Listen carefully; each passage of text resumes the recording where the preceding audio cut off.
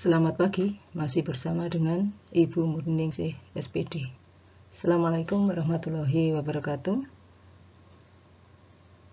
Kita masih pada bab 2, menumbuhkan kesadaran terhadap Undang-Undang Dasar Negara Republik Indonesia pada sub D, yaitu melaksanakan dan mempertahankan Undang-Undang Dasar Negara Republik Indonesia tahun 1945.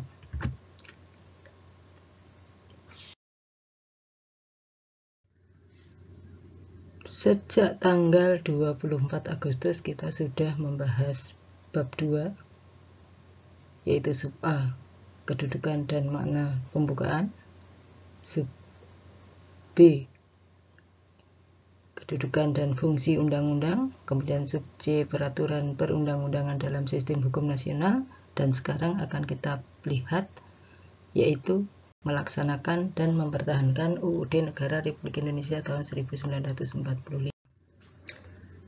Silakan anak-anak lihat kompetensi dasarnya. Tujuan pembelajaran yang akan dicapai adalah siswa mampu melaksanakan dan mempertahankan Undang-Undang Dasar Negara Republik Indonesia. Oke, pada tanggal 1 September ya, kita sudah bahas materi peraturan perundang-undangan dalam sistem hukum nasional, kemudian jeda dengan latihan soal PTS, kemudian PTS, dan tanggal 29 September Ibu sudah kirim video tentang peraturan perundangan dalam sistem hukum nasional. Nah, UUD 45 memuat hal-hal dasar dan hal-hal pokok yang menyangkut kenegaraan, baik itu berkaitan dengan sistem negara, tentang lembaga negara, dan yang tidak kalah pentingnya adalah memuat tentang hak dan kewajiban warga negara, di mana hak dan kewajiban warga negara itu harus dijamin oleh negara karena sudah diamanatkan oleh Undang-Undang Dasar Negara tahun 1945. Persepsi melaksanakan dan mempertahankan UUD NRI tahun 45. Sudah dikatakan bahwa Undang-Undang Dasar Negara Republik Indonesia tahun 1945 memuat hal-hal pokok, memuat hal-hal yang penting bagi terselenggaranya negara. Yang tidak kalah pentingnya adalah memuat hak dan kewajiban. Pertanyaannya, sudahkah kita melaksanakan dan mempertahankan UUD NRI tahun 45?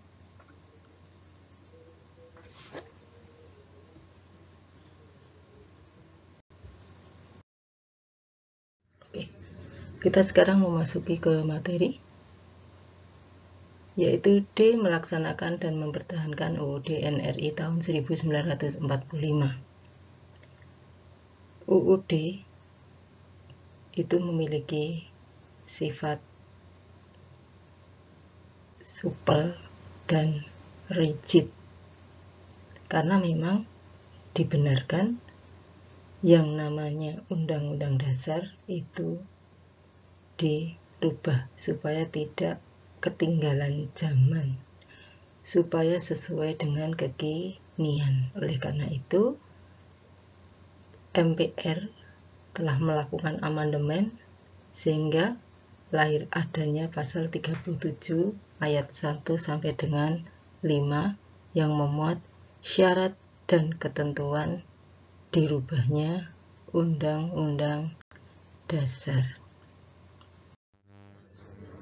MPR sebagai lembaga yang punya wewenang merubah Undang-Undang Dasar telah menyusun kesepakatan dasar berkaitan dengan perubahan UUD NRI tahun 45, yaitu disusunlah pasal 30. Kesepakatan dasar tersebut meliputi tidak mengubah pembukaan, tetap mempertahankan negara kesatuan, mempertegas sistem pemerintahan presidensial. Kemudian mungkin timbul pertanyaan yang anak-anak sudah tahu jawabannya, yaitu mengapa pembukaan UUD 45 tidak dirubah. Mengapa pembukaan UUD 45 tidak boleh dirubah? Alasan yang sangat mendasar sekali, yaitu karena pembukaan UUD 45 memuat dasar filosofi bagi berdirinya Negara Kesatuan Republik Indonesia. Anak-anak bisa lihat pada alinea ketiga dan alinea keempat. Seandainya pembukaan dirubah, maka berarti robohlah Negara Kesatuan Republik Indonesia. Kemudian berdasarkan pengalaman sejarah, negara kita pernah berbentuk serikat. Dan ternyata dampak dari bentuk negara serikat tidak sesuai dengan alam Indonesia. Banyak sekali peristiwa yang terjadi pada masa tahun 49 sampai 50 ya, ketika negara kita berbentuk TRIS. Kehidupan kenegaraan yang tidak stabil, kemudian terjadi banyak pemberontakan. Nah, karena seperti itulah, maka yang paling sesuai dengan bentuk negara kita adalah kesatuan, ya, sesuai dengan amanat Undang-Undang Dasar Negara Republik Indonesia. Anak-anak bisa lihat di tayangan.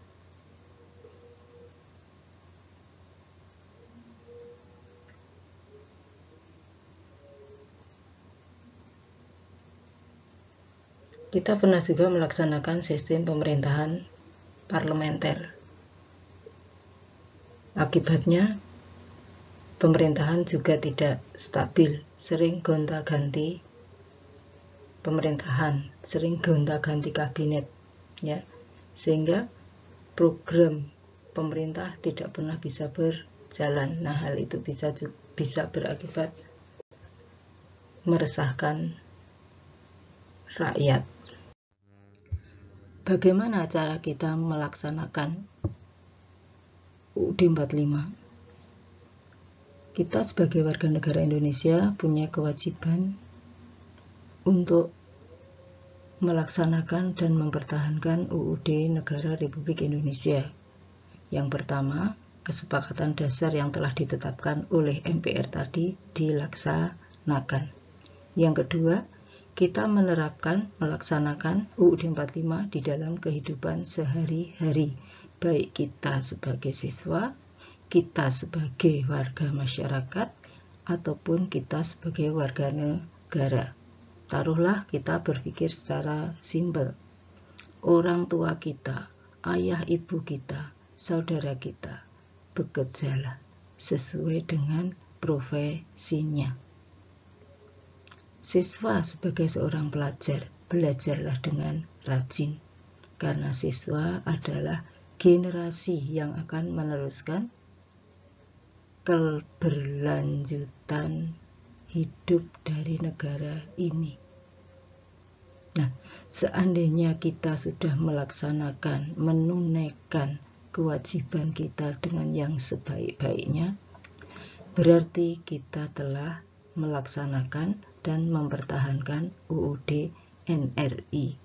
Artinya, yang terpenting adalah apa yang telah diatur di dalam kehidupan bernegara, maka kita laksanakan di dalam kehidupan nyata, di dalam kehidupan sehari-hari, mulai dari diri kita sendiri, mulai dari rumah kita sendiri. Insya Allah, kalau seandainya setiap anak Indonesia, setiap warga negara Indonesia melaksanakan apa yang menjadi kewajiban dasarnya sebagai manusia ataupun sebagai warga negara, maka kehidupan akan berjalan dengan baik.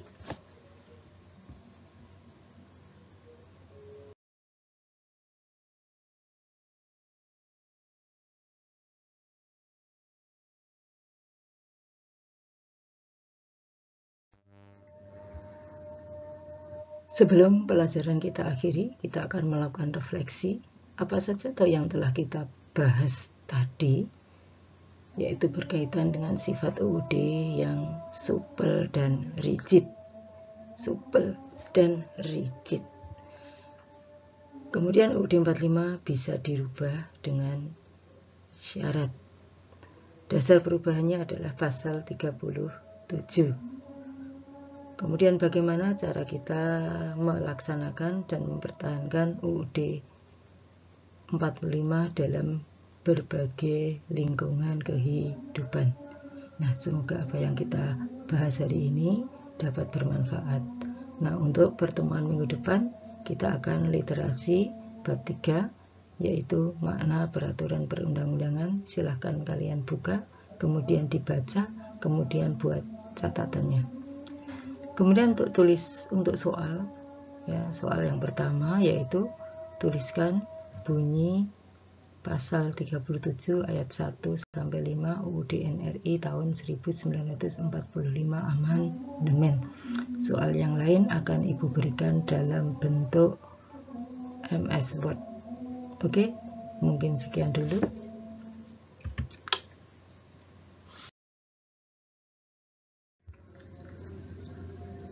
Kurang lebihnya mohon maaf. Akhirul salam. Wassalamualaikum warahmatullahi wabarakatuh. Terima kasih.